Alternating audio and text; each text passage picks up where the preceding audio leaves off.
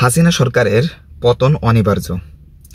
তার একটা দৃষ্টান্ত আপনারা লিখে রাখতে পারেন যে অবশ্যই সে পতন হবে, খুব দ্রুতই পতন হবে। কালকে গেছিলাম আপনার একটা ব্যাংকে, আমার কাছে কিছু 5 টাকার নোট ছিল, এটাকে নোট করে 500 টাকার একটা নোট বানাবো। কয়েকটা দোকানে ঘুরছি কিন্তু পাইনি। এরপর আমি একটা ব্যাংকে গেছি, ব্যাংকে থেকে নোট করার জন্য যাওয়ার পরে আমি দেখি নেপালি, ইন্ডিয়ান, ফিলিপাইনি সবাই ব্যাংকে টাকা ছাড়তেছে, শ্রীলঙ্কা সবাই টাকা ছাড়তেছে, কিন্তু ভাই বাঙালি খুঁজে পাইনি।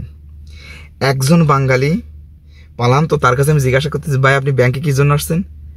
কথা না কয়ে দ্রুত চলে যাচ্ছে, মানে ব্যাংকে টাকা ছাড়া এটা একটা লজ্জাবোধ করতেছে যে ব্যাংকে এখন টাকা ছাড়া যাবে না। আমি কিন্তু ব্যাংকে টাকা ছাড়তে নিষেধ করতেছি না।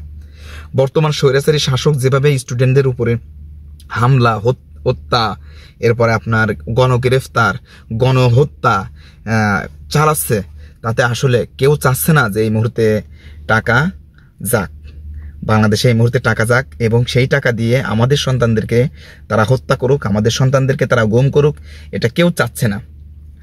তো এইটা দেখে আমার কাছে এত ভালো লাগলো যেটা আসলে বলার কোনো ভাষা রাখে না। তো সেইখান থেকেই আমি বুঝলাম যে এই স্বৈরাচারী শাসককে কেউ চায় না।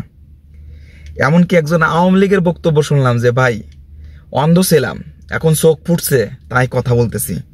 অন্ধ ছিলাম, আগে 3 পিরিয়ড নৌকাকে ভোট দিয়েছি, কিন্তু এখন থেকে কসম করতেছে আল্লাহ যতদিন বাঁচায় রাখবে, নৌকার কোনো প্রার্থীর সাথেও আমার কোনো যোগাযোগ থাকবে না।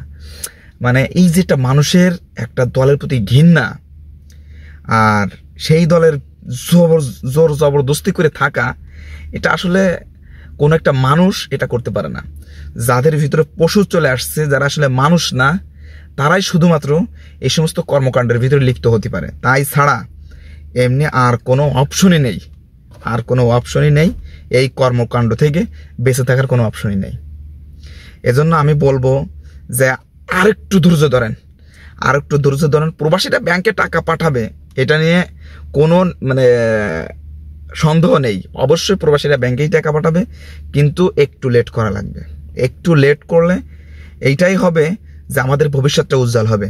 5 লক্ষ টাকা দিয়ে তারা বিদেশ আসছে কষ্ট করে। আমি এই ব্যাপারে একদিন একটা কথা বলবো যে মাত্র 6 মাসের ভিতরে, বাংলাদেশের অর্থনীতি চেঞ্জ হয়ে যাবে ইনশাল্লাহ।